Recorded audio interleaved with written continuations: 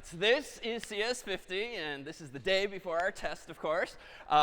This is lecture 8, in which we're actually going to finally transition from C, this lower level language that we've been spending quite some time to. And the goal today isn't so much to focus on Python per se, but honestly to do what we hope will be one of the most empowering aspects of the class, which is to emphasize that this has not been a semester learning C. This has been a semester learning programming, a certain type of programming called procedural or imperative programming, but more on that in another higher level class perhaps. But really that this class is about ultimately teaching yourself to learn new languages. And indeed, what you'll find is that as we explore some of the features and the syntax of Python, odds are today it might look as cryptic as C did just a few weeks ago, but you'll find that once you start recognizing patterns as you have with C, it'll be all the more accessible and all the more useful when solving some problems. So unrelatedly, just earlier this week, I happened to be in Mountain View with some of the team, and you might recall from last lecture at Harvard, we offered this glimpse of one of the earliest racks of servers that Google itself had. Well, it turns out they changed buildings, but we happened to stumble upon the actual display. So pictured here is a photo from my own phone, which was actually really cool to see. So inside of this, you'll see all of the old hard drives they've used. We actually looked at some of the labels, and indeed, hard drives manufactured in 1999, which is when Google started getting some of its momentum. You can see the green circuit boards here, on which would be CPUs and other things potentially. So if you'd like a stroll down memory lane, feel free to read up on this on Wikipedia or even on the excerpts here. And then, strangely enough, at the conference some of us were at, did we discover this? Perhaps the biggest duck debugger made up of smaller duck debuggers, one of whom was our own. So that too was how we spent this past week. All right, so how are we going to spend this week and the weeks to come? So you'll recall that when we transitioned from Scratch to C, we drew a couple of comparisons between syntax and features. And I thought it'd be useful to take that same approach here, really to emphasize that most of the ideas we're going to explore today are themselves not new. It's just how you express them and how you write the syntax in the language known as Python that's indeed going to be different from Scratch, from C, and now here we are with Python. So back in the day, in week 0, when you wanted to say something in Scratch, you would literally use this purple puzzle piece, say hello, and we called that a function or a statement. It was some kind of verb action. And in C, of course, it looked a little something like this. Henceforth, starting today in Python, it's going to look like this. So before, after, before, after. So it's pretty easy to visually diff these two things, but what are just a couple of the differences that jump out at you immediately? C, Python. So there's no more \n, it would seem, in this context. So that's kind of a nice relief to not have to type anymore. What else seems to be different? No semicolon, thank God, right? Perhaps the stupidest source of frustration that you might have experienced by just omitting one of those. And someone over here? Yeah, so printf is now just print, which is pretty reasonable unto itself. So these are terribly minor differences, but it's sort of testament to the kinds of mental adjustments you're going to have to start to make. Fortunately, thus far, we've seen that you can start leaving things off, which is actually a guiding principle of Python, in that one of its goals is meant to be easier to write than some of its predecessors, among them C. So in C, we might have implemented this hello world program that actually ran when you click the green flag using code like that at the right. And this was, if those of you had no programming experience coming into CS50, what probably looked like the proverbial Greek to you just a few weeks ago. And we teased apart what those various lines meant. But in Python, guess what? If you want to write a program whose purpose in life is to say hello, well, just write def main print hello world. So it's a little similarly structured, and in fact, it doesn't lack, it does not lack for some of the more arcane syntax here, but we'll see soon what this actually means. But it's a little simpler than the one before. And let's tease this apart. So def here simply means define me, a function. So whereas in C, we've historically seen that you specify the type that the function should return, we're not going to do that in Python anymore. Python still has data types, but we're not going to explicitly mention what data types we're using. Meanwhile, here is the name of the function, and main would be a convention, but it's not built into the language in the same way as it is in C, as we shall see. Meanwhile, this silly incantation is just a way of ensuring that the default function to be executed in a Python program is indeed going to be called main. But more on that when we actually start creating.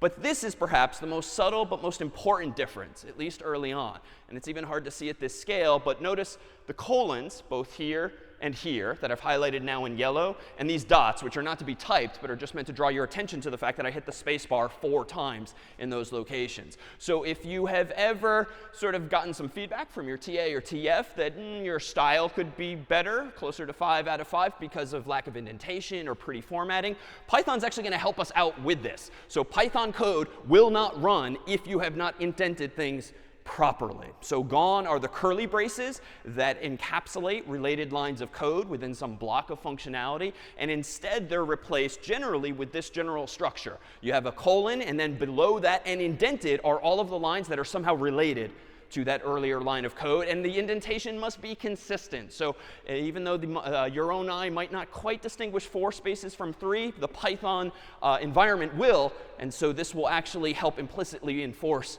better style, perhaps, than might have been easily done from the get-go. So then, of course, in Scratch, we had a forever block, which says hello world forever. Much like in C, we could implement it like this. Now there's actually a pretty clean mapping in Python. We already know we can get rid of the semicolon. We already know we can get rid of the curly braces. We're going to have to add in a colon, but it turns out we can get rid of a little more, too. So what more is absent from this translation of hello world to Python? This one's more subtle. So we definitely got rid of the curly braces, relying now just on indentation. OK, so there's no parentheses around while. And so this, too, is actually meant to be a feature of Python. If you don't logically need parentheses to enforce order of operations, like in arithmetic or the like, then don't use them, because they're just a distraction. They're just more to type. And the code now is just visually cleaner and easier to read. There's a minor difference, too. True and false are going to be capitalized in Python, but that's a fairly incidental detail. But notice this kind of captures already the spirit of Python. It's not a huge leap to go from one to the other, but we've just kind of started to get rid of some of the clutter and the stuff that never really intellectually added much, and if anything was annoying to have to remember early on. So true here is our Boolean, and now we have a finite number of iterations. We might want to say hello world exactly 50 times in C. This was a crazy mess. If you wanted to do this, you'd have to initialize a variable with which to count up to, but not including 50, plus plussing along the way, and so forth. In Python, it's going to be a little cleaner. And we'll come back to what this means exactly. But if you kind of read it from left to right, it kind of says what you mean, right? For I in the range of 50. So I is probably going to be a variable. And notice we're not mentioning its type. It's going to be implied by whatever the context is, which in this case has to do apparently with numbers per the 50. Range is actually going to be a data type unto itself. It's a little funky in that sense. It's called a class. But this essentially is a special feature of Python that, unlike in C, where if you want to iterate over an array of values or 50 such values, you would literally have an array of 50 values. Range is kind of cool in that it kind of stands there, and every time you iterate through a loop, it hands you the next number, but just one at a time, thereby using maybe as little as 1/50th the amount of memory, because it only has to keep one number around at a time. And there's a bit more overhead than that. It's not a perfect savings quite so, but this just says for I in range 50, and that's going to implicitly count from 0 up through 49. And meanwhile, what's below it is what's going to get printed this time. So meanwhile, here is one of our bigger Scratch blocks early on, and it translates pretty literally to code in C. And you can perhaps guess, if you've never seen Python before today, what the Python code might now look like. If this here on the right is the C code, what are some of the features syntactically that we're about to throw away? Yeah? You can throw your curly braces and the parentheses. Curly braces and parentheses are going to go away. What else might go away? The semicolons are going to go away. The \n inside of the print statements. Great. One more thing, I think. The if, so we don't strictly need the parentheses, because it's not like I'm combining things logically like this or this and that. So it should suffice to get rid of those too. And there's a couple of other tweaks we're going to have to make here, but indeed the code's going to be a lot tighter, so to speak. Now you're just going to say what you mean here. And there is one weird thing, and it's not a typo. What apparently you're ever going to have to start knowing now. elif or whatever. So elif is not a typo. It's indeed how you express the notion of else if, but otherwise everything is exactly the same. And notice the colons. Frankly, ironically, whereas previously it might have been annoying to occasionally forget a semicolon, now the colons might take on that role, but at least everything below them is meant to be indented.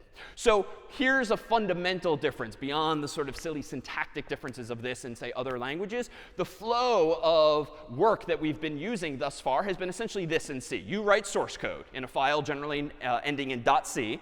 You run a compiler, which, as a quick check, is called Clang. So it's not technically make. Make is just this helpful build utility that automates the process of calling Clang. So Clang is, strictly speaking, the compiler. And Clang outputs zeros and ones, otherwise known as machine code. And your computer, Mac, PC, whatever, has a CPU, central processing unit inside, made by Intel or some other company. And that CPU is hardwired to understand certain patterns of bits, zeros and ones, otherwise known as machine code. So that's been our world in C. With Python, and so the code that you might compile in C, for instance, might have been this, which we said you run Clang on like this. And if you don't specify a default file name as output, you'll instead just get in your file all of these zeros and ones, which can then be executed by way of /a.out, the default name for the assembler's output here. So in Python, though, the world gets here, too, a little simpler as well.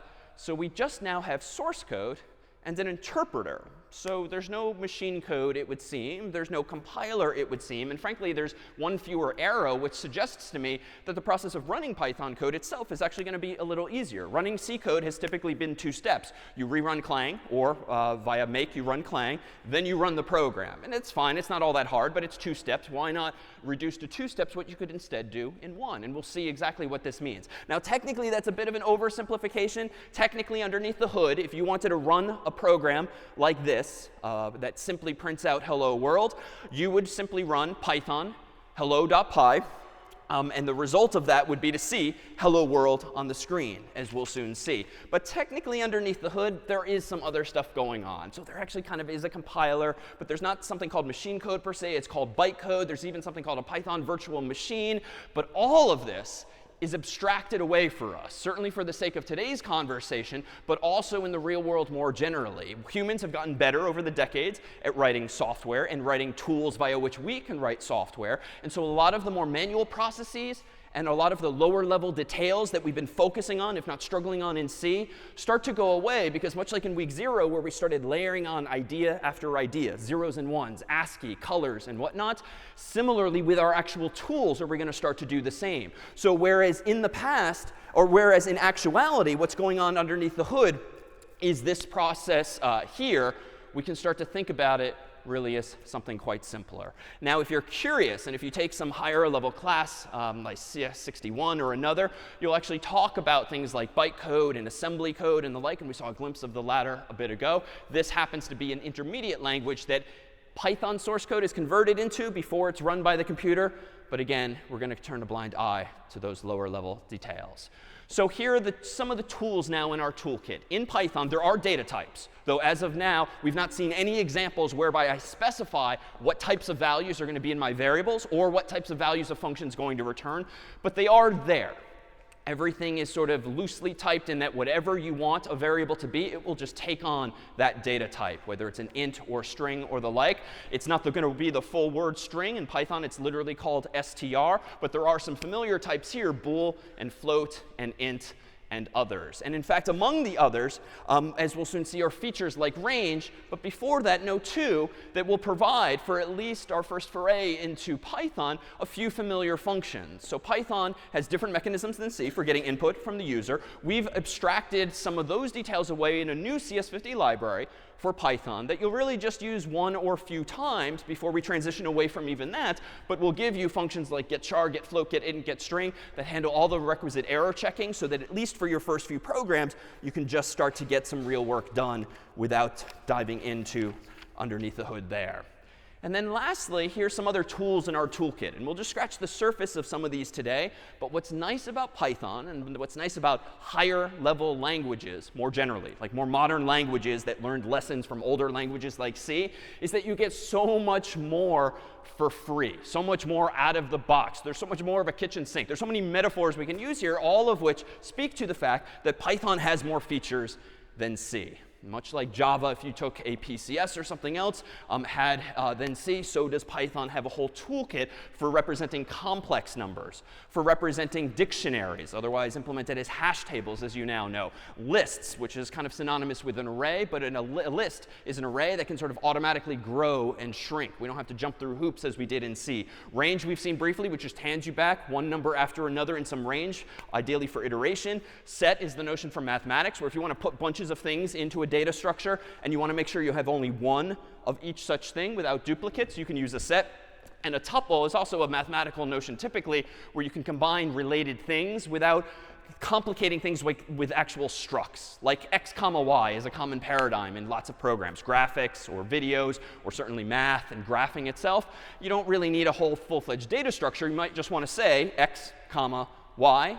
And so Python gives us that kind of expressiveness. So let's actually now dive in with that quick mapping from one world to the other and focus on what you can actually do with Python. So here I am in the familiar CS50 IDE. Much like we have pre-installed for you Clang and Make and other tools, we've also installed for you a program. That program is called Python, which is a little confusing at first glance because Python's apparently the name of the language, but it's also the name of the program. And here's where Python is different. Whereas C is, again, compiled, and you use something like Clang to convert it to machine code, Python is both the name of the language and the name of the program you use to interpret the language. So pre-installed in CS50 IDE, and frankly these days probably on your own Macs or PCs, even if you don't know it, is a program called Python that if fed Python source code as input, will do what that code says. So let's go ahead and try something just like that. Let me go ahead and save a file preemptively as hello.py. So .py will be the convention now instead of .c. And I'm going to go ahead and actually keep this pretty simple. I'm just going to print the first thing. It's muscle memory, so it's not printf anymore. It's just hello, comma, world, save, done. That's going to be my first program in Python. Why? It's one line of code. It's consistent with the features I've claimed Python has. So how do I run it? Well, in C, we would have done like make hello, but make knows nothing about this because make is typically used with C, at least in this context here. So maybe it's like /hello.py. No, it seems I don't have permission there. But there's a step that I teased us with earlier on just the slide alone. How do I go about running a program, did I say? Yeah, I have to be a little more explicit. So Python, which is the name of the interpreter that understands Python, and now I need to feed it some input. And we know from our time in C that programs can take command line arguments. And indeed, this program itself does Python. You just give it the name of a program to run, and there it is, our very first program. So that's all fine and good, but what if I wanted to do something a little more interesting, like getting a string from the user? Well, it turns out in Python, in CS50 IDE especially, I can do something like this. S gets get underscore string, and I can ask someone, for instance, for their name, like this. Now, CS50 IDE is already yelling at me, undefined variable get string, and let's actually see if maybe it's just buggy. No, so this is a little more arcane than usual, but traceback, most recent call last, file hello.py line 2 in module, whatever that is. So I see a line of code from line 2, name error, name get string is not defined. This is not the same language we've seen before, but what does this feel reminiscent of? Yeah, like in the past, when you've forgotten CS50.h, you've gotten something about like an undeclared identifier, something like that. Like it just didn't understand something related to the CS50 library. So in C, we would have done include CS50.h. That's no longer germane because now we're in Python, but it's somewhat similar in spirit. Now I'm going to say instead, from CS50, import get string. And now save that. And hopefully momentarily the errors will go away as the IDE realizes, oh, you've now imported the CS50 library, specifically a method or function rather inside of it called getString. So there too, it's different syntax, but it kind of says what it means. From CS50, which is apparently the name of the library, import a function called getString. Now if I go ahead and rerun Python hello.py, I can go ahead and type in, say, Maria's name, and ignore her altogether because I need to make a fix here. What's the obvious bug, obvious now to me, in the program? You need to include the variable or s. Yeah, so I need to include s, which I got on line 3, but didn't thereafter use in any way. So this is going to be wrong, of course, because that's going to say literally hello s. This is kind of how we used to do it. And then we would put in s, but this is not printf, this is print, so the world is a little different. And it turns out we can do this in a couple of different ways. Perhaps the easiest, if not least obvious, would be something like this, where I could simply say hello, open curly brace, close curly brace, and then inside of there, simply specify the name of the variable that I want to plug in. And that's not quite all the way there. Let me go ahead and run this once more. Now, if I type in Maria's name, oh, still not quite right. I need to actually tell Python that this is a special type of string. It's a formatted string, similar in spirit to what printf expected. And the way you do this, even though it's a little different from C, is you just say f. This is an f string. So literally before the quotes, you write the letter f. And then if I now run this program here, I'm going to actually see Maria's name as hello Maria. And I'll take care of that red X later. So that's a format string. And there's one other way, and this is not very obvious, I would say. You might also see in online documentation something like this. And let's just tease this apart for just a second. It turns out in Python that what I've highlighted in green here is known as a string, otherwise known as a str. str is the name of this data type. Well, unlike in C, where string was kind of a white lie, where it was just a pointer at the end of the day, a string is actually a first-class object in Python, which means it's not just a sequence of characters. It has built-in functionality, built-in features. So much like a struct in C had multiple things inside of it, so does a string in Python have multiple things inside of it. Not just the sequence of characters, but functions that can actually do things. And it turns out you access those functions by way of the same dot operator as in C. And then you would only know from the documentation or examples in class what functions are inside of the string object. But one of them is format. And that's just a function that takes an argument. What do you want to plug into the string to the left of the dot? And so simply by specifying, hey, Python, here's a string with a placeholder. Inside of this string is a built-in function, otherwise known as a method, when a function is inside some object or structure. Pass in the value s. So if I now go ahead and rerun this, after saving my changes, I should now see that Maria's name is still plugged in. So that's it. But a simple idea that now even strings have things inside of them besides the characters alone, and you can access that via the dots. So let's go ahead now and ramp things up to a more familiar example from a while back. Let me go ahead and open up two side-by-side windows and see if we can't translate one to the other. I'm going to go ahead and open up, for instance, int.c from some time ago. So you might recall from int.c, we had this program here, whose purpose in life was to get an integer from the user and actually now plug it into printf and then print it out. So what's going to be different now in Python? Well, in Python, if I go ahead and implement this as, say, int.py, I'm going to go ahead and do the following. Let me scroll down to kind of line things up roughly. I can go ahead and say def main, as I saw on the slides before. And then over here, I can say I get int, quote unquote, integer. And then down here, I'm going to say not printf, but print, quote unquote, hello. And then the placeholder, what's the simplest way to do this now, per our past example? Curly brace, I. And then I just need to be super clear. This is a special f string or format string into which you can plug values. And now I'm going to go ahead and save that. And I've got most of the pieces together now, ignoring for now the red X. So what more remains to be done? I've made one same mistake as before. Yeah, so the get int. So up here, really the equivalent of line 3 would be from CS50 import get int this time. Saving that. And now, if in my terminal window, I go ahead and run python of int.py, that seems strange. It's not an error in terms of like erroneous output. Just nothing happened. So why might this be? How might you go about troubleshooting this, even with very little Python under your belt? Is that a hand or no? No? OK. Yeah. Is there a line break? That's OK. I was just doing that to kind of make everything line up, but it's no big deal. Everything's indented properly, which is the important aesthetic. Yeah.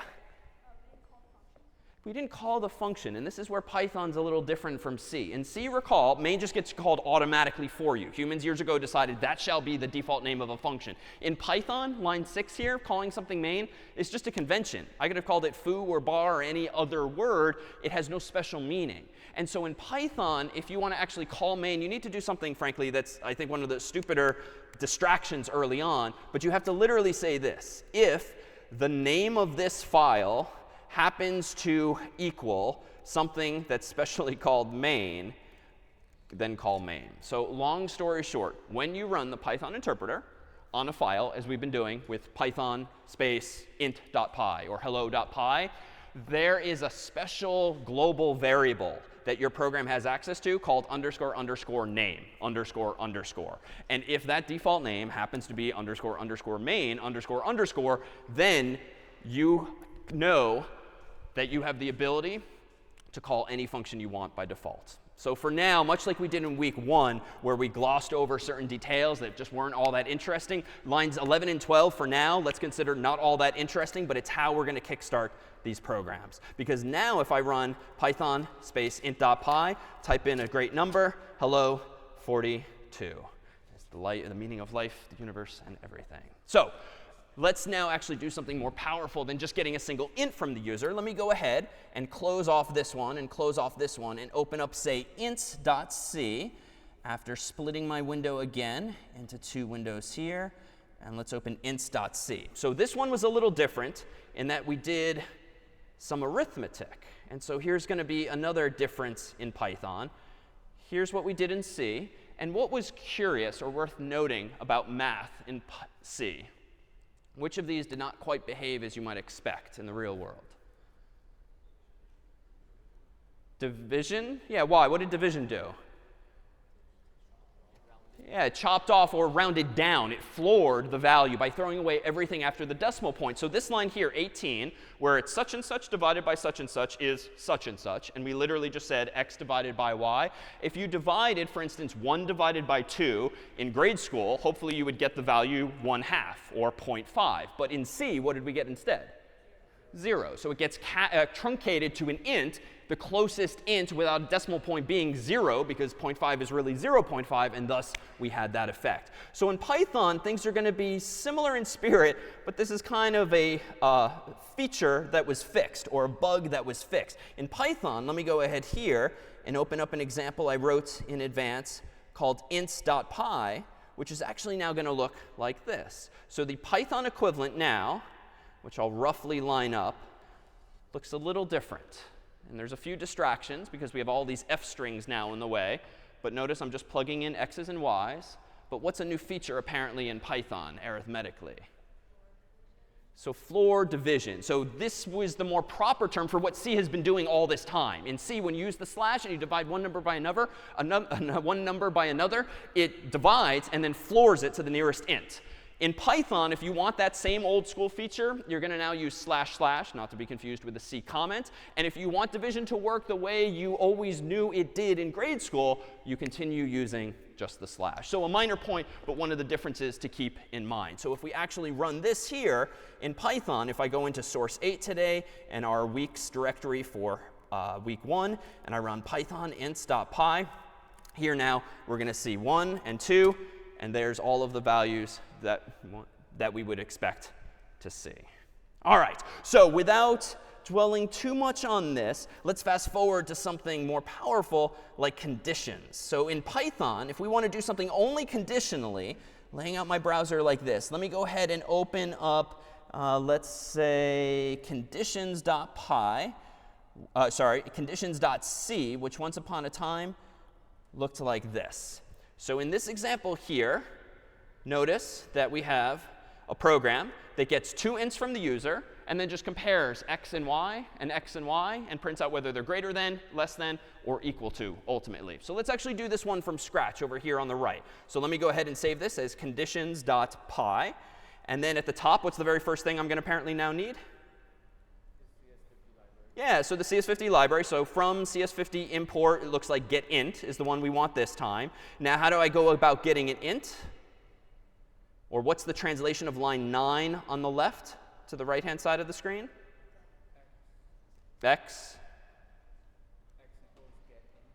equals getInt of the same prompt.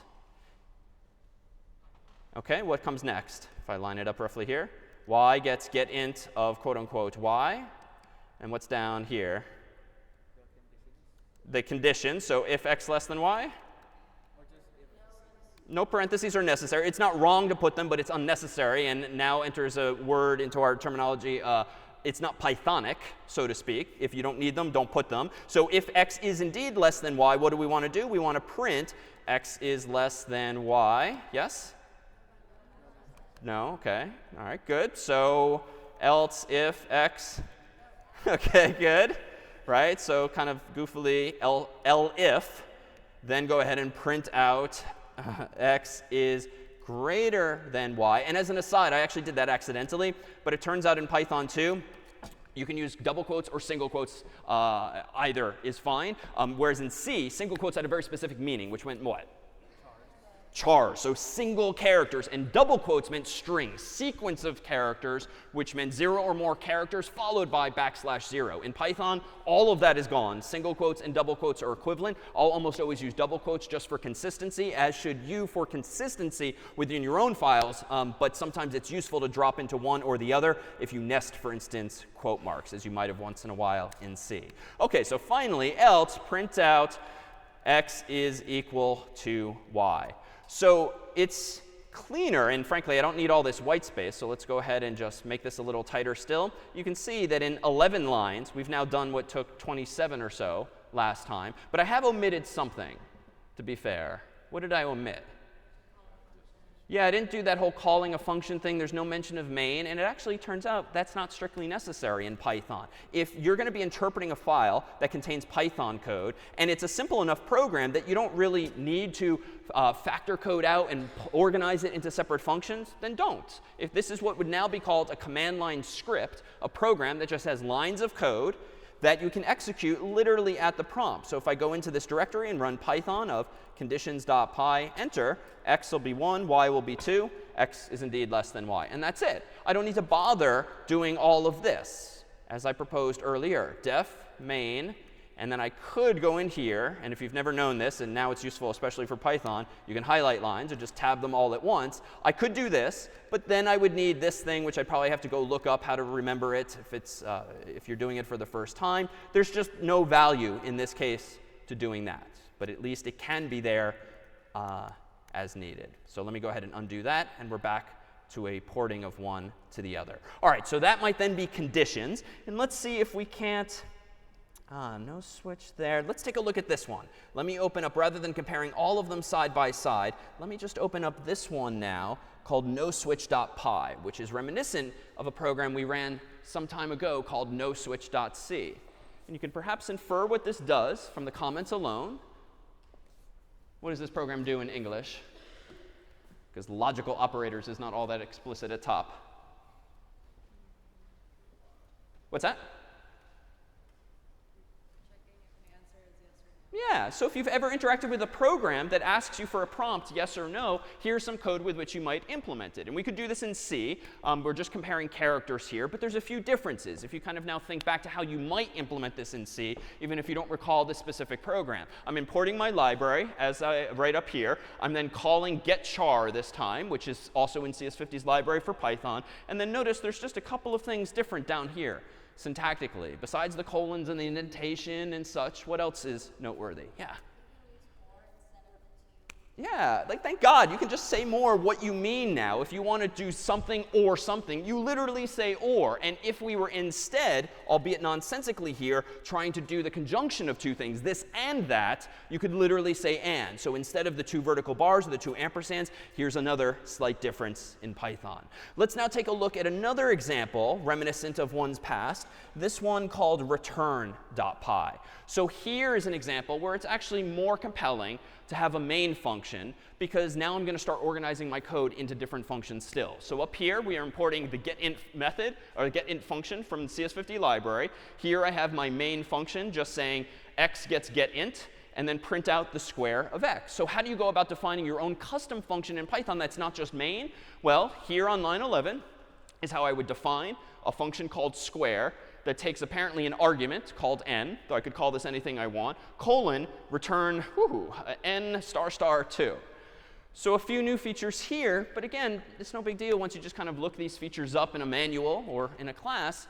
What is star star probably doing?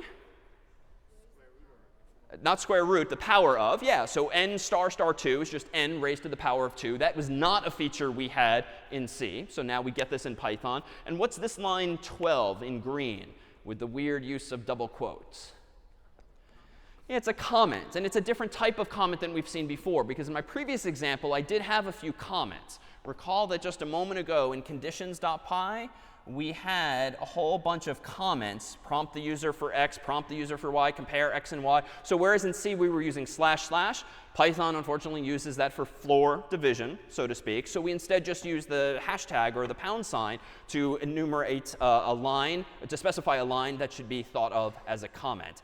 But here is something a little different. And we won't dwell too much on this for now, but Python has different types of comments, one of which is this. This is technically called a doc string or document string. And what's nice about Python, as well as languages like Java and others still, is that you can put comments in your code that special programs can read and then generate documentation for you. So if you ever took APCS and you ever saw JavaDoc, this was a way of commenting your methods and your code in Java using funky @ signs and other syntax, so that if you ran a special command, it could generate a user's manual for all of your functions and tell you or colleagues or friends or teachers exactly what all your functions are, what their arguments are, what their return values are, and all of that. Similarly, in Python, can you use these funky quote, quote, quote, doc strings to document your function. So whereas in C, our style has been to put quotes above the functions, in Python, it's going to be to put them as the first line inside and indented within the function.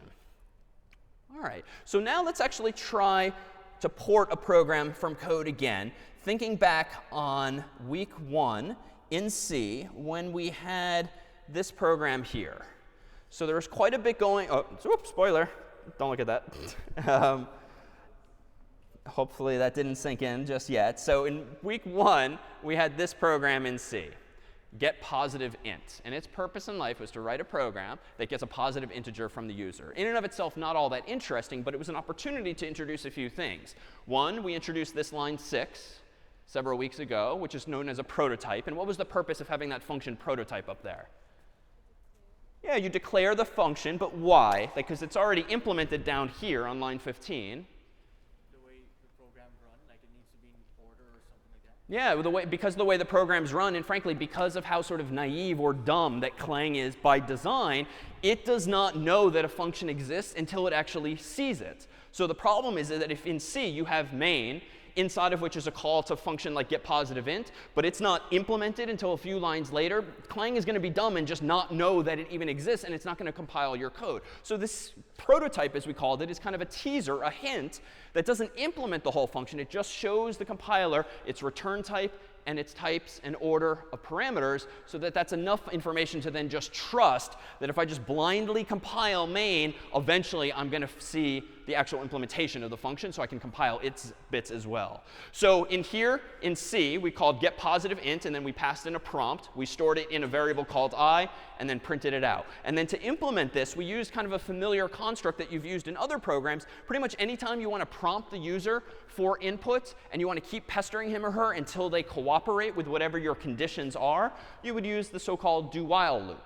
And because the do-while loop, recall, is distinct from the while loop, how? It runs at least once, which just kind of makes intuitive sense if you want to prompt the user for something, and then if he or she doesn't cooperate, only then do you want to prompt them again. By contrast with a while loop, it's going to happen again and again and again, no matter what, from the get-go. So let's see if we can't now convert this, or port this, as people would say, to Python. So here I'm going to go ahead and save a new file called positive.py. And I'm going to go ahead and do everything here in main as before. So I'm going to go ahead and do, let's say, from CS50 import get int, because I do need that. And then I'm going to go ahead and have my main method here. And then inside of main, just like on the left-hand side, I'm going to do I get positive int, positive integer, please. It's going to wrap a little bit now. That's fine. And then I'm going to go ahead and print this, which recall is just print an f string where the placeholder is I. Although, frankly, this is kind of stupid to just create a string that has nothing other than the value we want to print.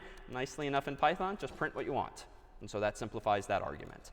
So now it remains to implement get positive int, which is going to take some kind of prompt as its input. And notice I'm not specifying the data type of prompt, which is string. I'm not specifying the return type of this function, but both actually do exist underneath the hood. So in the past, to get a variable, I would do something like this, semicolon, but I know I don't need the semicolon. I know I don't need the data type, and this just looks stupid to just blindly put a variable there to need it. You don't need to do this in Python. If you want to use a variable, just start using it. And unfortunately, whereas almost every other feature we've seen in Python thus far kind of maps directly to maps directly back to a feature in C, Python does not have a do while. So it has the for in, and it has while, and maybe it has other things we haven't told you about, but it doesn't have do while. So knowing that and knowing only what we've presented thus far, how do we still go about getting an int from the user and ensuring it's positive and reprompting him or her if and only if it's not? Put another way, how would you do this in C if we took away from you the do while construct? Exclamation points? OK, so we could invert something maybe using that logically. We can just do a while loop. We could just use a while loop. How? So while prompt is less than 1. So while prompt is, OK, so the prompt is the string we're going to input, or that we're going to pass display to the user. So it's not prompt, I think. So maybe I or n to be consistent with the other side. So you know what? What about this? What if I just do, you know what? I know I need a loop. This is by far the easiest way to just get a loop, right? It's infinite, which is not good. But I can break out of loops, recall. So what if I do something like this? What if I do n get int, passing in the same prompt. And then what do I want to do next? I'm inside of an infinite loop. So this is going to keep happening, keep happening, keep happening until is positive. So Python's not quite that user-friendly. We can't just say that. But we can say what? Greater than 1. Greater than, close. Equal to. Well, OK, that's fine. Greater than or equal to 1. Then what do we want to do? Break. So it's not quite as cool as like a do-while loop, which kind of gives us all these features, though frankly, this was never that pretty, right? Especially the fact that you had to deal with the issue of scope by putting the variable outside. So in Python, the right way to do this would be something like this. Just induce an infinite loop, but make sure you break out of it logically when it's appropriate to do so. And so now if I go ahead and add in that last thing that I keep needing, so if name equals main, and it's always fine to copy paste something like that, a call main. Let me go ahead now and in my terminal window run Python of positive.py. And let me go ahead and give it -5. How about -1? How about 0? Whoops, how about that? How about 0, 1? I screwed up. None is interesting. It's kind of our new null, so to speak. But whereas in C, null can potentially, if used in the wrong way, crash your program. Python might just print it, apparently. Where did I screw up?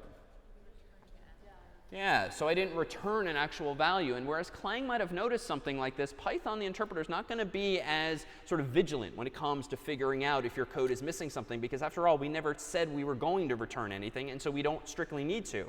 So what could I instead do here instead of break? I could just return n here. Or I could equivalently do this and then just make sure I return n here. And another difference in Python 2 is that the issue of scope isn't quite as difficult as it was in C. As soon as I've declared n to exist up here, it now exists down below. So even though it was declared inside of this indentation, it is not scoped to that while loop alone. So either way could we actually make this work. OK, so now let's try to run this again. Positive integer, -1, 0, 1. And now we're actually seeing the number 1. All right, let me pause here for just a moment and see if there's any questions. No? Yes? Do you have to call things in the CS50 library individually, or can you just import the entire library? Good question. Do you have to call things inside of the CS50 library individually, or can you import the whole thing? You can technically import the whole thing as follows. If you want access to everything in the CS50 library, you can literally say star. And in star in programming, well, in many computer contexts, star generally is a wildcard character, and it means anything that matches this string here.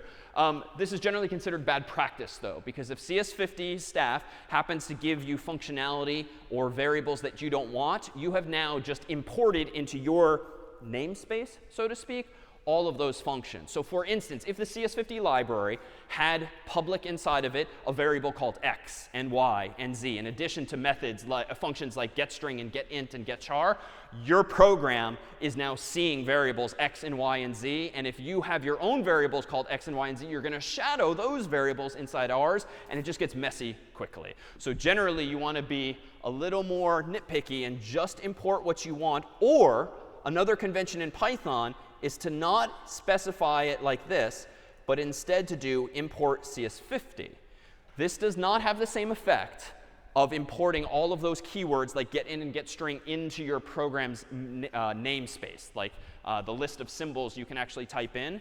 But what you then have to do is this. You have to now prefix any usages of the functions in that library with the now familiar or more familiar dot operator. So this is just a stylistic decision now. I have consciously chosen the other approach so that initially you can just call getInt, getString, just like we did in C.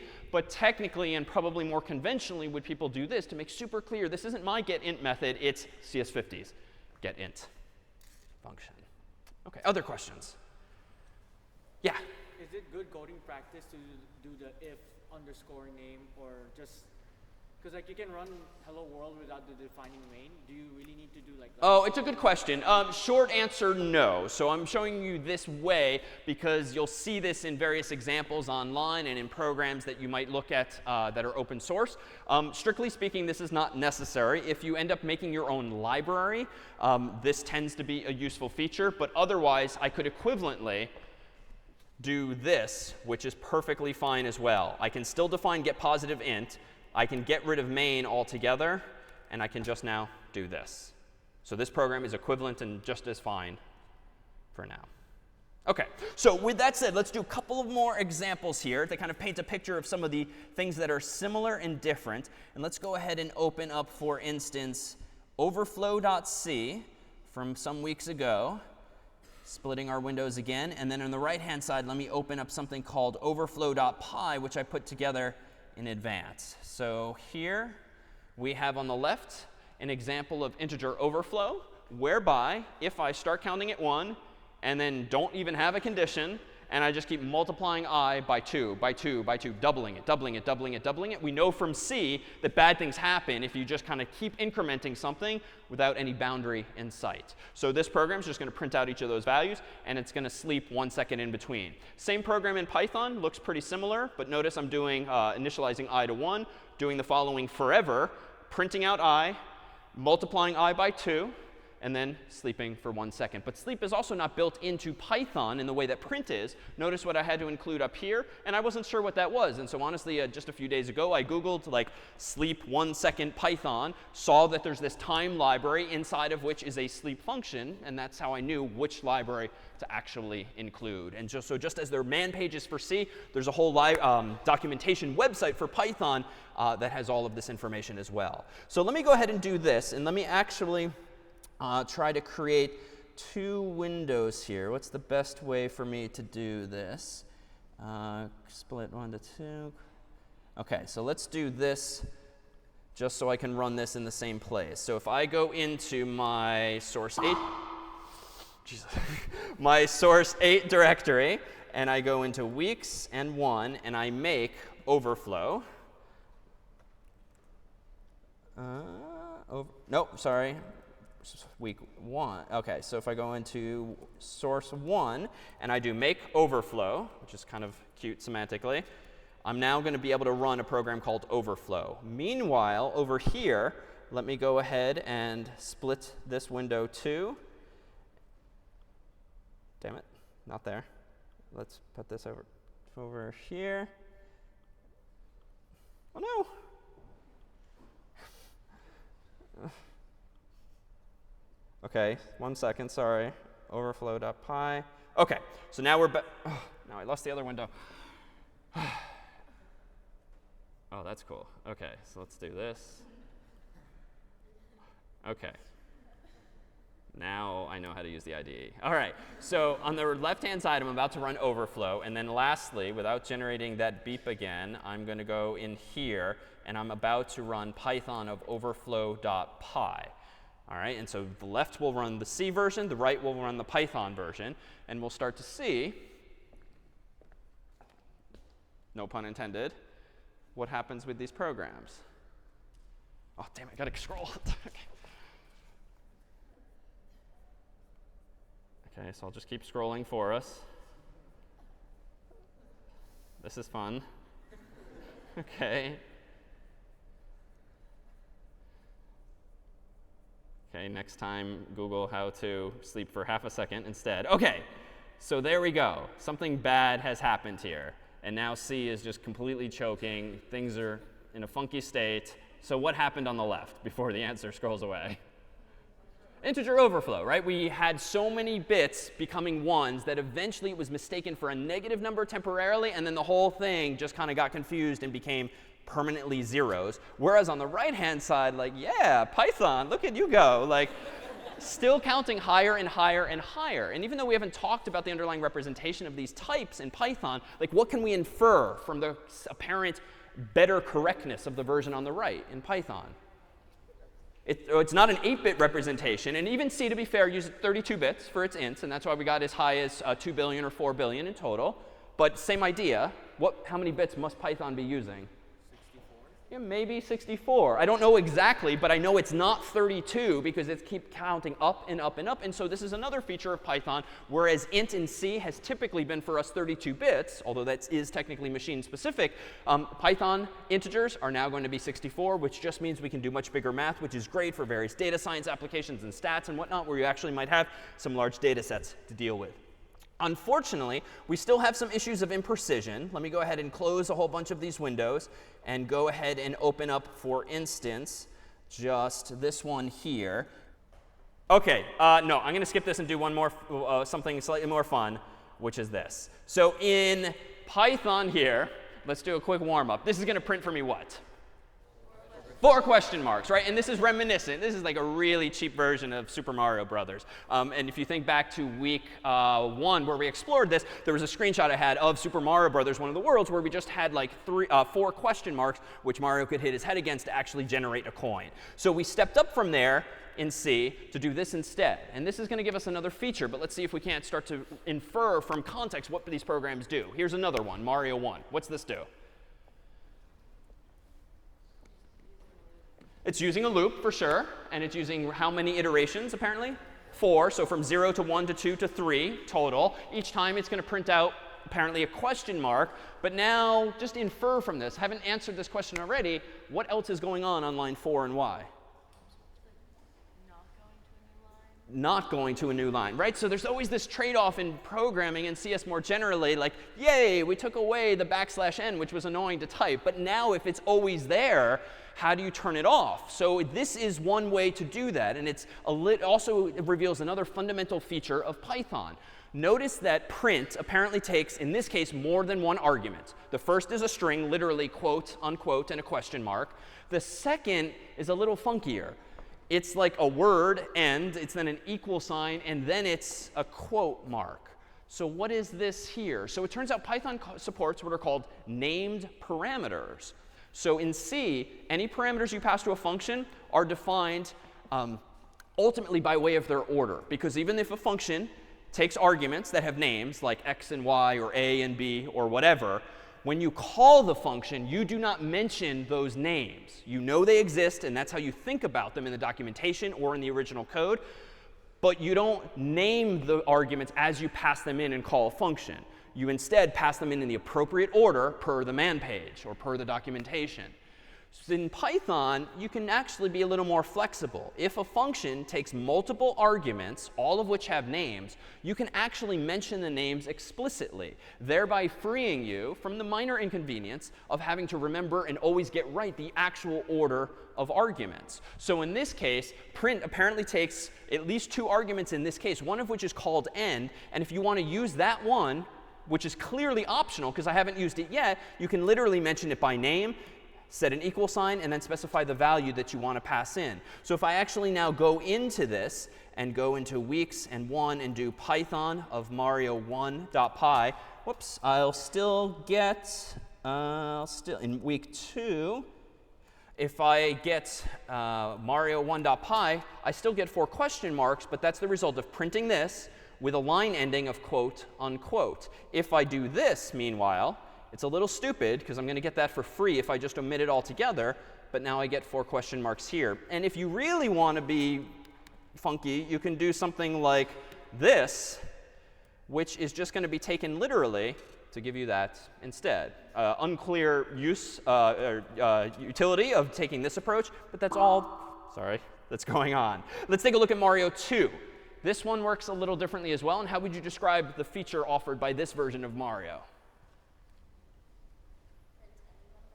Print any number of question marks perfectly. So it's parameterized by first getting an int from the user using CS50's getInt function. And now I'm iterating from I to the range of n, whatever that is, and then actually printing out the question marks. Meanwhile, in Mario 3.py, a little fancier still, but what am I doing a little better now?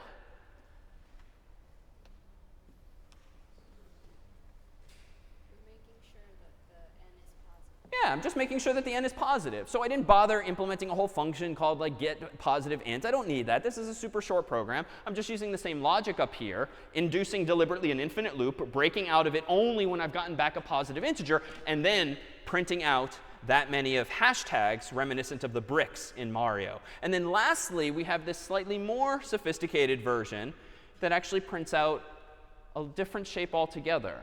You can infer from the comments, but focus more on why.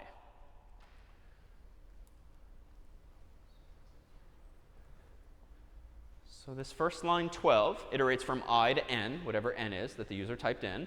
Meanwhile, line 15 indented iterates from j from 0 up to n as well. So this is kind of like our canonical for int I gets 0, dot, dot, dot, for int j gets 0, dot, dot, dot, where we've had nested loops in the past. So notice, now that we have this building block, which is a line of code or kind of conceptually just a scratch piece, we can embed one inside of the other. Here I can print out a hashtag, making sure not to put a new line after every single hashtag I print out, only printing out a new line on line 17 on each iteration of the outer loop. And now notice, whereas in C, we would have done this historically, and that's fine. In Python, we don't need the f, and we also don't need the \n. So ergo, you can simply do print, and you'll get, if nothing else, a \n automatically. So that now when I run this version of Mario, we now get something more interesting. And I'll increase the size of my terminal window for this so that I can enter a positive number like this and print 10.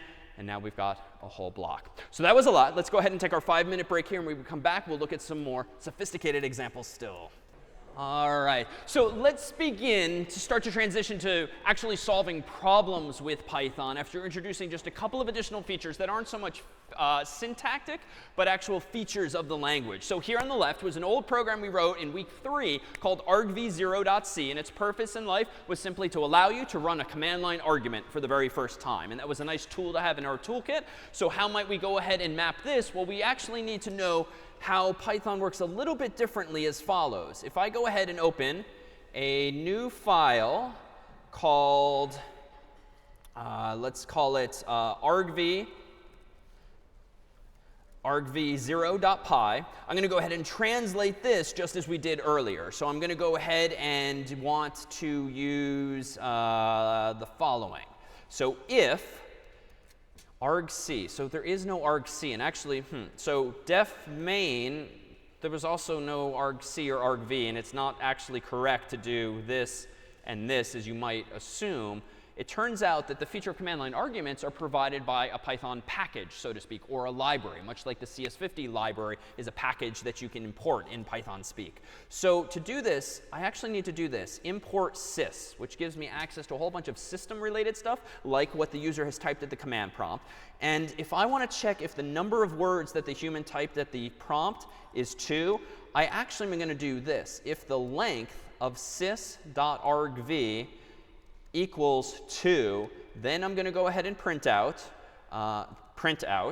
quote unquote, hello, comma, and then a placeholder here. I know for placeholders I need to turn this into a formatted string, so an f string there. And now inside of the curly braces, it turns out I can do sys.argv bracket 1. So it's a little different from before, but notice I'm borrowing almost all the same ideas as earlier, including how we're printing out strings. And even though this is a little more verbose, what is between these two curly braces? Well, it's the result of looking in the system package, which has a variable called argv for argument vector, just like in C. It is itself an array, aka a list in Python. And here we have the result of indexing into element 1 of that list. And the way that I have access to this is because I've imported that whole package. So if on the right-hand side here, I go ahead after saving that file, and I do python of argv0.py, I see nothing. But if I actually say, like, my name here, I see hello.david. So very similar program, but implemented a little differently. And you'll notice, too, that the length of an array, henceforth known as a list, is not something that you yourself have to remember or keep around. You can just ask a list how long it is by calling the len, or len for length, function, passing it in as an argument. So that's one of the takeaways there. And if we actually want to do something a little more clever, like print out all of the strings in argv, well, back in the day in C, you might recall this example, argv1.c, wherein I had this for loop, and I iterated from 0 on up to argc, the argument count, printing out each of the arguments in that vector. Python actually makes even something like this even simpler. Let me go ahead and create a new file here, and I'll call this, say, argv1.py. And it turns out in Python, I can similarly just import sys, and then do, honestly, for s in sys.argv, print s. Done. So again, kind of just says what it means. So I've imported the system library. Sys.argv I know to be a list, apparently, of command line arguments. For something in something is a new syntax we have for loops. So for some variable s inside of this list, go ahead and print it. And so it's a much cleaner, much more succinct way of honestly getting rid of all of the complexity of this by just saying instead what we mean. Meanwhile, if I wanted to print out every character, I can take this one step further. So back in the day in C, if I wanted to print out every command line argument and every character therein, I could do this. I just need a couple of nested loops, wherein via the outer loop, I iterate over all of the arguments passed in. And on the inner loop, I iterate over the current string length of whatever argument I'm printing. And this had the effect of printing out all of the command line arguments, letters, one at a time. I can do this in Python, honestly, so much easier. So let me go over here. Let me create a new file called argv2.py. Let me import sys as I did. So import sys, and then for s in sys.argv, for c in s, print c. Done. So what is this doing? Gone is all of the overhead of for int I and for int j and so forth. For s in sys.argv, iterates over all of the elements of that list, one string at a time. For c and s is a little different because s is technically a string or a str object, as we're going to start calling it. But at the end of the day, a string is just a sequence of characters. And it turns out Python supports, out of the box, the ability to use a for loop even to iterate over all of the characters in a string. And so c, I just mean char. So for c in s, that gives me each of the characters. So now at the end here, if I go ahead and run python of argv2.py with nothing, I get just the program's name, because that's, of course, the very first thing in argv, as in C. And if I write, say, a word like Maria here, I get argv2.py Maria all in one long column because of the additional prints that are happening in the implicit new lines. So any questions before we proceed on this use of a package called sys using these libraries rather using these functions therein. All right, so let me skip ahead then to something slightly familiar too. Let me go ahead, and you might recall initials.c from some time ago, wherein we accepted as a command line argument a user, or rather as an input to get string, a user's name, and then we printed out their initials. So let's go ahead and do that. So from CS50, let me go ahead and import get string. Then let me go ahead and say, get me a string, and I want the user to be prompted for their name, as we might do here. Then let me go ahead and say, all right, their initials, I don't know what they are yet, so let me just initialize an empty string, but then do this. For C in S, which is for each character in the person's name, if, and I don't know how to say this yet, if C is an uppercase letter, then go ahead and append C to initials, and then down here, print initials. So I've left a couple of blanks. That's just pseudocode for the moment. But this line 5, just to be clear, is doing what for me? What is being iterated over? The string. So for each character in the string, for C in S, I'm going to ask 2 questions. So in C, we did this in a couple of different ways. We can actually do it with kind of arithmetic, assuming, or rather with inequality checks, and actually considering what the underlying ASCII values are. The C-type library had that isUpper function and isLower that we use. Well, it turns out, because C is itself not a char, there is no such thing technically as a char in Python. You have only strings of length 1, and this is why single quotes no longer have any special meaning. It turns out C is technically just a 1-character string.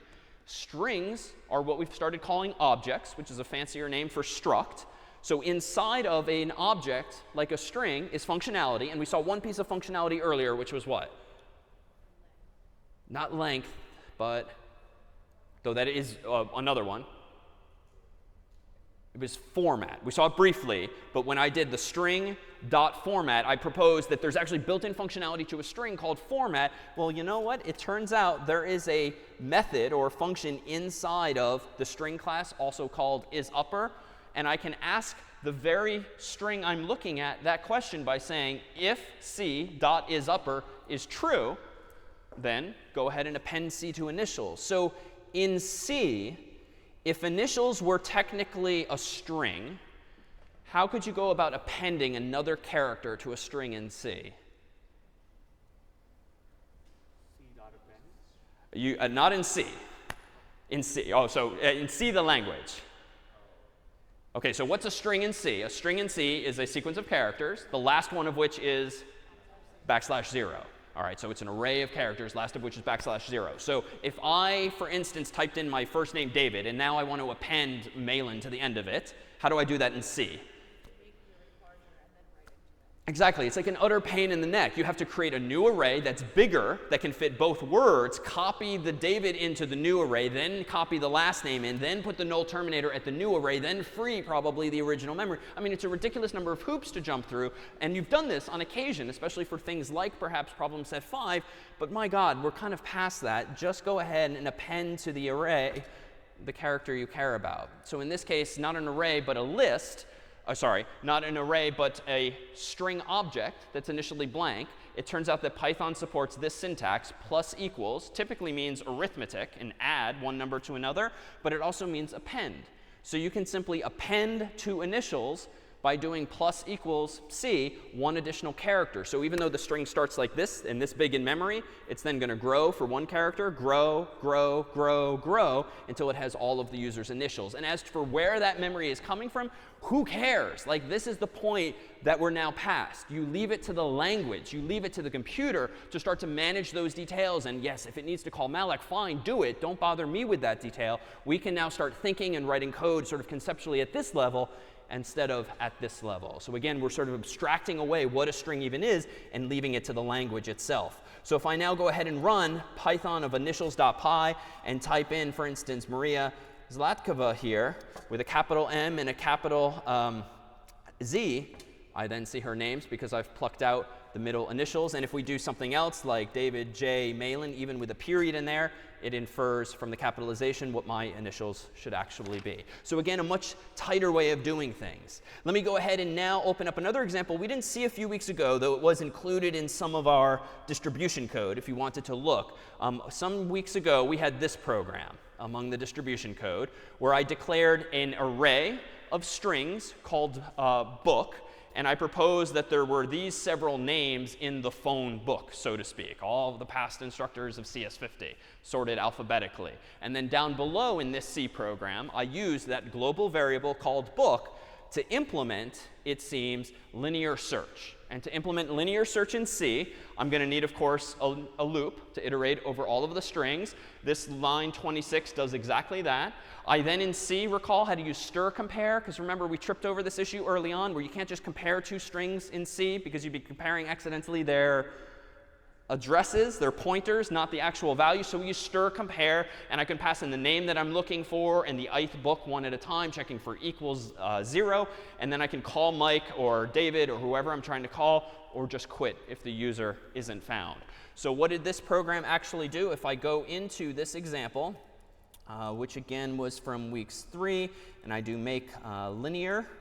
No, not that. Make, oh, wrong directory again. If I go into source 3 and make linear, this program is supposed to behave as follows. So if I go ahead and run /linear, look for our old friend Smith, it found Smith. If I go ahead and search for, say, Jones, who did not previously teach CS50, it says quitting. All right, so meanwhile, in Python, bless its heart, we can get rid of all of that. And in our source 8 directory here and our subdirectory 3, let me go ahead and open this instead. In Python, I can declare an array, otherwise known as a list, almost in the same way. But what's different, just to be super clear? So the brackets are now square brackets instead of curly braces. And frankly, unless you statically initialized an array in C, like hard-coded the values for your array in C, you might not have even known you could use curly braces. So that's not a huge deal here. But in Python, square brackets here and here represent a list of elements, literally. And what else is different? Didn't declare the size of the array. And I technically don't have to do that in C either if you're hard-coding all of the values all at once. But there is something missing on line 7. Sorry? Type. The type. I didn't specify string. But otherwise, this is pretty similar to what we've done in C. But what's beautiful here, and let me go ahead and hide that for just a second. Let me go ahead and prompt the user for his or her name. So let's ask for the name here. And then if I want to search the book, which is just a list of names, how do I implement linear search? Well, I could just do if name in book print calling name, and let's make this an f string, and then down here, that's it. So that's how you implement linear search in Python. You don't need a loop. You can just ask the question yourself. So if book is a list and name is the string that you're looking for, just ask the language to figure this out for you. If name in book is the syntax you can use to ask literally that question. And in Python, we'll use probably linear search over that list, because it doesn't necessarily know it's sorted, even though it happens to be alphabetically, but it will find it for you, thereby saving us a lot of the complexity and time of having had to implement that ourselves. Meanwhile, if I want to compare two strings, let me propose this. Let me write a quick program here, compare one.py. And let me go ahead and from CS50 import getString as before. And now let me go ahead and get one string that I'll call S. And let me get another string that I shall call T, just as we did a few weeks ago. And now in C, this was buggy, right? If I print same, else I print different. So in C, just to be super clear, why was this incorrect? This general idea of using equals equals. Yeah, they're comparing addresses, right? This was like the day before we peeled back the layer of what a string actually is. And it turns out that S and T in C were char stars or addresses, which means certainly if you get two different strings, even if you've typed the same characters, you're going to be comparing two different addresses. They're not going to be the same. Now, you can perhaps infer from the theme of today, what is Python going to do if asked if S and T are equal? It's going to ask and answer that question as you would expect as the human. Equals equals now in Python is going to compare S and T, look at their actual values because they are strings, and return same if you literally type the same words. So in here, if I go in here and I do Python of compare1.py, and I type in, for instance, Maria, and then I type in Maria, they're indeed the same. If I type in Maria and say Stelios, they're different because it's actually now comparing the strings as we would have hoped some time ago. So let's take a look at another that kind of led to some interesting quandaries. You might recall in week 4, we had this example in C. No swap, so named, because this just did not work. It was logically seemingly correct, but swap did not actually swap x and y, but it did swap a and b. Why? The memory locations were different, right? So x and y, recall, are variables in C that exist in a certain slice of memory that we call the frame on the stack, mains frame on the stack. Meanwhile, a and b are from a slightly different location in memory. We sort of kept drawing it slightly above, like a tray in the dining hall on the so-called stack. A and b had the same values of x and y, 1 and 2, but their own copies of them. So even though we logically, as with Kate, I think with the Gatorade, swap the two values, we ultimately swap the wrong two values without actually permanently mutating the original x and y. So fortunately and unfortunately in Python, there is no such thing as a pointer. So those are now gone. So we no longer have the expressiveness with which to solve this problem that way. But let me propose that we do it in oh so clever of another way. Here, let me go ahead and declare x is 1, y is 2. Let me go ahead and print out as much. So with a format string, I'm going to go ahead and say x is x, y is y, plugging in their respective values. I'm going to do that twice, but in between, I'm going to try to perform this swap. And if your mind's ready to be blown, you can do that in Python. Do the old switcheroo in Python. And this actually does swap the two values as you would expect. Now, this is not a very common case, and to be fair, this is an incredibly contrived example, because if you needed them swapped, well, maybe you should have just done this in the first place. But it does speak to one of the features of Python where you can actually do something like that. Let me introduce now one additional feature that we only recently acquired in C, and that's the notion of a struct. And let me go ahead and do this in code from scratch. So let me go ahead and save this file proactively as struct0.py, reminiscent of one of our older programs. And let me go ahead and do this. From CS50, import getString. And then let me give myself an empty list. So that would be a conventional way of giving yourself an empty list in Python. And much like in C, you can declare an empty array. But in C, you have to know the size of it. Or if not, you have to use a pointer, and then you have to malloc. No, all of that is gone. Now in Python, you want a list, just say you need a list, and it will grow and shrink as you need. Now I'm going to go ahead and just 3 times, arbitrarily, for I in the range of 3, let me go ahead and ask the user for a name using getString, and I'll ask him or her their name. Dorm, we'll use getString as well. Dorm here. And then I want to append to the array this student. So I could do something like this, students.append name. And it turns out, and we've not said this yet, but there is inside of the list data type a method, that is function, built into it called append that literally does that. So if you've got an otherwise empty list and you call that list's name .append, you'll add something to the end of the list. And if there's not enough memory for it, no big deal. Python will find you the memory, allocate it, move everything in it, and you move on your way without having to worry about that. But I don't want to store just the name. I want to store the name and the dorm. So I could do this. I could do, well, maybe this isn't really students. Maybe this is now like dorms. And then here I could do dorms.append dorm.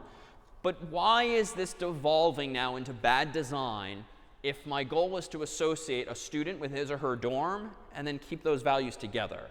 Like, why is this not the best approach in Python or back in the day even in C, to have 2 separate arrays? Like struct. What's that? Struct. It's so, well, you have to, like, it's twice as many things to maintain, for sure. And what else? You can't map it to each other. You can't map one to the other. It's very arbitrary. Like it's sort of this social contract that I will just assume that student 0 lives in dorm 0 and student 1 lives in dorm 1. And that's fine and that's true. But like one of the features of programming and computer science is this idea of encapsulation, like associate related memory with each other. And so what did we do in C instead? We did not have two arrays. Yeah, we had a struct. And so Python doesn't have structs per se. It instead has what are called classes. And it has a few other things like tuples and name tuples, but more on those some other time. So it turns out I could actually implement my own notion of a student, and I could import it like this. The convention in Python is if you create your own struct, henceforth called a class, you capitalize the name of it by convention. So a little different from C conventions. So what is a student going to look like? This is perhaps the most complex syntax that we'll have today, but it just has a few lines. If you want to implement the notion of a student, how might you do this? Well, in Python, you literally say class student, where class is similar in spirit to, just to be clear, struct or typedef struct. But in Python, we're just saying class. And then this is the funky part. You can declare a function that by convention must be called init for initialize, that takes as its first argument a keyword called self, and then any number of other arguments like this. And then, for reasons that will hopefully be clear momentarily, I can write some code inside of this method. So long story short, what am I doing? I have declared a new type of data structure called student. And implicitly inside of this data structure, there are two things inside of itself. Something called name and something called dorm. And this is how you would, in a C struct, typically do things with the data types and semicolons inside of the curly braces. Meanwhile, there's this method here, and it's a method insofar as it is inside of a class. Otherwise, it's a function, just by a different name.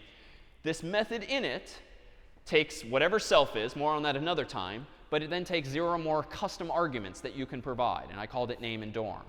So it turns out this special method init is a function that's going to be called automatically for you anytime you create a student object. So what does that actually mean? That means in your code, what you can actually do is this. I can create a student in memory by saying s gets capital student, passing in name and dorm. And we don't have this feature in C. On the right-hand side, what I've highlighted is the name of the class and its two arguments, name and dorm, which are just what the user has typed in. What this class does for me now is it allocates memory underneath the hood for a student. It's got to be big enough for their name and big enough for their dorm, so it's like yay big in memory, so to speak. It then puts in the name and the dorm strings into that object and then returns the whole object. So you can kind of think of this as a much fancier version of malloc. So this is allocating all the memory you need, but it's also installing inside of that memory the name and the dorm, and it's bundling it up inside of not just an arbitrary chunk of memory, but something you can call a student object. And all that means that now for our students, we can just go ahead and append that student to the list. So now if later I want to iterate over for student in students, I can go ahead and print out, for instance, that student.name lives in student.dorm, close quote. And if now over here, oops, close that. And now over here, if I go ahead and run Python on struct0.py, oh no. Oh, thank you. That goes there. So now, damn it. Missing curly, oh, thank you. OK, so now if I want to go ahead and type Maria and Cabot and David and Mather and Rob and say Kirkland, now we get all three of those names. And there's other ways too if we wanted to actually store this thing on disk, but I'll defer that to an example online. Let's look at one final example that will hopefully either make you regret the past several weeks or embrace the next several instead. So you'll recall that, though the former I suppose could be true even without my help. So if I go into now today's distribution code, you will see this program. And we won't walk through all of its lines, but this is a program written in Python called Speller. And what I did was literally sit down with speller.c from problem set 5, and I just converted it from left to right from C to Python. implementing it in Python in as close to an identical way as I could, just using features of Python. So just skimming this, you'll see that apparently my implementation of Speller in Python has a class called dictionary, which is very similar in spirit to dictionary.h in C. Notice that I still have a constant here, or it's not technically a constant, but a variable called length equals 45. I hard-coded in dictionary/large, as speller.c did too. I'm using command line arguments, as we saw earlier, but this time in Python instead of C. Notice you can do funky things like this, which is reminiscent of our swap trick just a little bit ago. If you want to declare multiple variables all on the same line and initialize them, you can just enumerate them all with commas. Then on the other side of the equal sign, enumerate with commas the values that you want to assign to those variables. And then down here, if I keep scrolling, you'll see code that we won't get into the weeds of, but some familiar phrases. So this is the program that actually runs a student's dictionary on some inputs and then prints out, per all of this stuff at the bottom, all of the familiar phrases that you might recall from problem set 5. So this took a lot of work, most likely, to implement in C. And understandably, you might have used a linked list initially, or ultimately, you might have used a hash table or a trie, or struggled with something in between those two. And that is a function of C.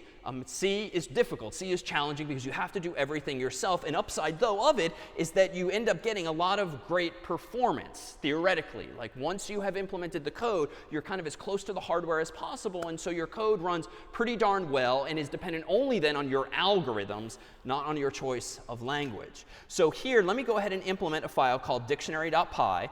And let me propose that the the equivalent of dictionary.h would be this file here. And it's going to have a keyword function called check, which takes in an argument called word. It's going to have a function called load, which takes in an argument called dictionary. It's going to have a method called size, which takes in no arguments other than itself. And then it's going to have a method called unload, which also takes no arguments other than itself. So if we were instead to have assigned problem set 5 in Python, we essentially would have given you a file called dictionary.py with these placeholders for you. Because recall in pset 5, those were all to-dos. Strictly speaking, there would be one other here. We would probably have a def init, because every class in Python we'll see will typically have this init method where we just are able to do something to initialize the data structure. So let me go ahead and do this. We don't know that much Python yet, and we're taking for granted that Speller, in fact, works. But let me go ahead and load some words in a dictionary. So here is my method called load. Dictionary is going to be the name of the dictionary to load. So you guys implemented this yourself by loading those files from disk. In Python, I'm going to do this as follows. Give me a file and open it in read mode. Iterate over each line in the file. Then go ahead and add to my set called words the result of that line by stripping off the end of it \0. Then go ahead and close the file and then return true because I'm done implementing load. So that is the load method in Python. Happy, yes. OK, so check. Check was a struggle too, right? Because once you had your hash table or once you had your trie, now you had to actually navigate that structure in memory, maybe recursively, maybe iteratively, following lots of pointers and the like, following a linked list.